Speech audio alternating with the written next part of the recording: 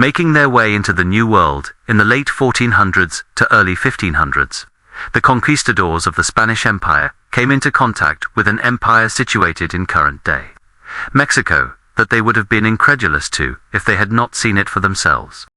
The pyramid and temple complexes were like something out of a dream. This was before the discovery of the amazing ruins in Peru. Despite these signs of an advanced civilization, or at least a high civilization of the past, the native inhabitants engaged in atrocities and crimes against humanity on an enormous scale. All of the tribes or populations of natives practiced slavery. These slaves were put to work, and were also used for human sacrifices and cannibal feasts. All of the grisly details will be explained by Bernal Diaz del Castillo, a conquistador who participated in the conquest and was eyewitness to its events. He is recognized as the main primary source eyewitness on the history of the conquest of New Spain. The following video series will bring to light the abominable customs that were part and parcel of the culture of Montezuma's empire and beyond. It is the view of this creator that the downfall or conquest of the Mexica or Aztec Empire, Montezuma's Mexico, was a moral imperative. Let's begin. The conquistadors' first experience with the human sacrifice customs of the natives of the New World was at Campeche. When they landed, they met some seemingly friendly chiefs who invited them back to their village. Castillo then describes what they saw. They took us to some large edifices, which were strongly put together of stone and lime, and had otherwise a good appearance.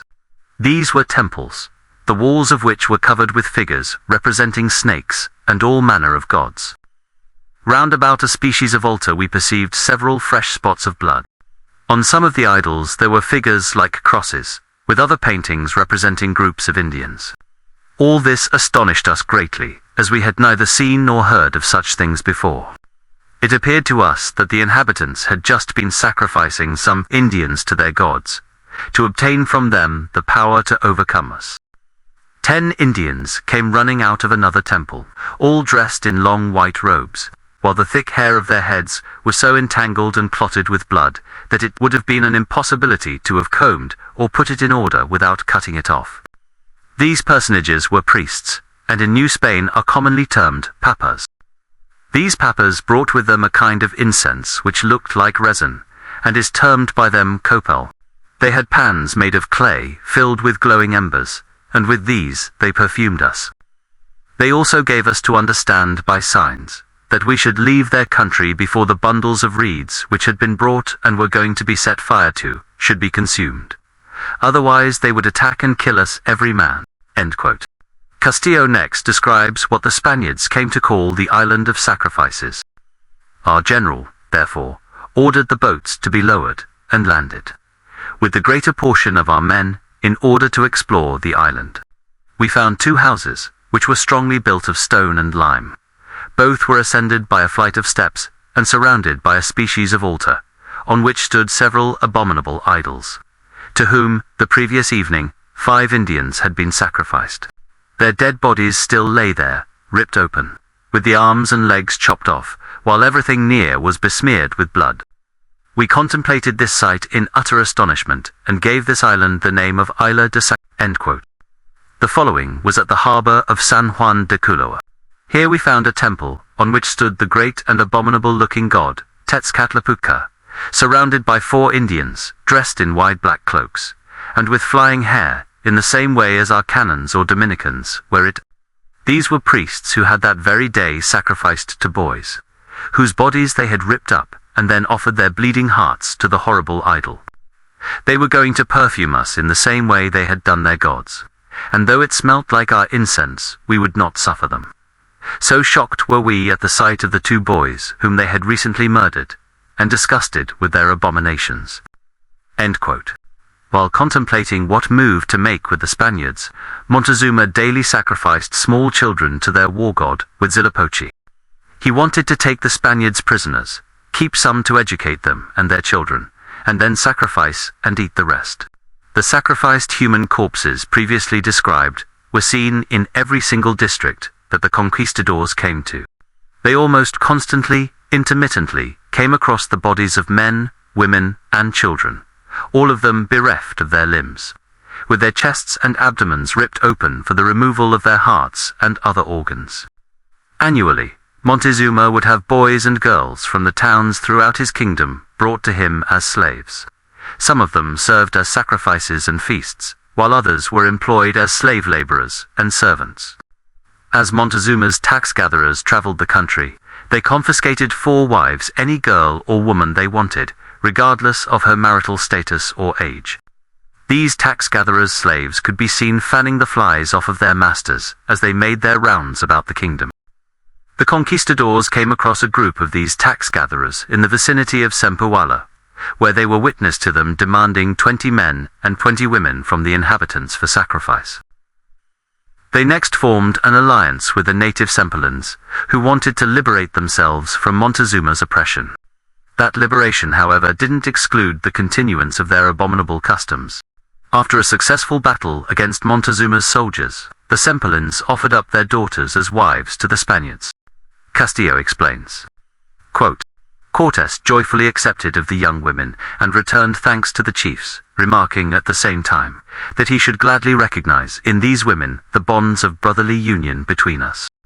But now they should likewise renounce their idols and no longer bring them human sacrifices. It grieved him sorely whenever he reflected on the monstrous heresy in which they lived. Henceforth he would neither see nor hear of these abominations, of human sacrifices and unnatural offences. Then only could a permanent and brotherly union subsist between us. Above all things, the women must be converted to Christianity before we could think of taking them. Further, all unnatural crimes must be put a stop to, and young men must cease to go about in female garments to make a livelihood by such cursed lewdness. Indeed, hardly a day passed by that these people did not sacrifice from 3 to 4, and even 5 Indians, tearing the hearts out of their bodies, to present them to the idols and smear the blood on the walls of the temple. The arms and legs of these unfortunate beings were then cut off and devoured. Just in the same way we should fetch meat from a butcher's shop and eat it. Indeed, I even believe that human flesh is exposed for sale, cut up in their tianjas or markets. End quote. Castillo describes the priests in The dress of these priests consisted in a long black cloak, white cassock, without sleeves, which hung down to the feet, and in a species of hood, which some wore greater, some less in size. Their dress was completely clogged together with blood, with which they were besmeared from head to foot, and impeded in their walk. They likewise smelt most offensively of sulphur and putrid flesh. We subsequently learnt that these papas were sons of distinguished personages. They were forbidden to marry, but were wholly given to unnatural offences, meaning same-sex and other sexually deviant behaviours. End quote. The Sempalans kept people in wooden cages, where they fattened them up to be sacrificially eaten. The conquistadors liberated 4 victims from these cages and sent them to Spain for the king to see what kind of people live in the New World. Castillo next describes the horrible ornamentation he saw at one certain spot in this township I never shall forget. Situated near the temple, a vast number of human skulls were piled up in the best order imaginable. There must have been more than 100,000. I repeat, more than 100,000. In like manner, you saw the remaining human bones piled up in order in another corner of the square. These it would have been impossible to count. Besides these, there were human heads, hanging suspended from beams on both sides. 3 papas stood sentinel on this place of skulls, for which purpose it was told us they were particularly appointed. Similar, horrible sights we saw towards the interior of the country in every township, and even in End quote. In every single township they came to, the conquistadors were horror-struck at large wooden cages with people inside. People who were being methodically fattened up to be sacrificed and eaten. The conquistadors destroyed these cages and set the captives free immediately upon their discovery. Every single tribe or population of people in the entire region engaged in this horrible, institutionalized cannibalism and human sacrifice. It was a very common, almost everyday thing. It was how practically every important decision was made. It was the engine that drove their society. Castillo describes some wooden cages at Cholula. These were constructed of heavy timber, and filled with grown-up men and little boys, who were fattening there for the sacrifices and feasts. These diabolical cages Cortes ordered to be pulled down and sent the prisoners each to their several homes. He likewise made the chiefs and papas promise him, under severe threats, never again to fatten up human beings in that way, and totally to abstain from eating human flesh. But what was the use of promises which they never intended to keep?" End quote. The Spaniards met with Indians from Chalco, Amocamecan, Ayotzinco, and from various other small places on their way to Mexico to see Montezuma. They complained to Cortes and company about the oppression they faced from the Mexicans. Quote, "The Mexicans," they said, "robbed them of everything they possessed, abused the chastity of their wives and daughters before their eyes, if they were handsome, and carried them forcibly away to toil hard in base servitude. They themselves were compelled to transport wood, stones, and maize, both by water and by land, to the monarch's extensive maize plantations, and to relinquish the produce of their own land for the maintenance of the great temple. In short, their complaints knew no end, and owing to the many years which have since elapsed, I cannot now remember them all." End quote. In addition to witnessing sacrifices, some natives of Montezuma's empire explained to the Spaniards how they do it. Quote, "The breast of the unhappy victim destined to be sacrificed was ripped open with a knife made of sharp flint. The throbbing heart was then torn out, and immediately offered to the idol god in whose honor the sacrifice had been instituted. After this, the head, arms, and legs were cut off and eaten at their banquets, with the exception of the head, which was saved and hung to a beam appropriated for that purpose.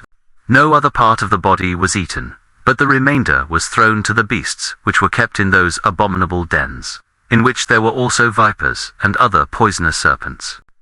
End quote. In a battle at Mexico, where the Spaniards were defeated and pushed out of the city, the 850 men they lost were sacrificed and eaten by the Indians, and much human meat was given to all of their animals. The bodies of the dead provided sustenance for the animals for many successive days.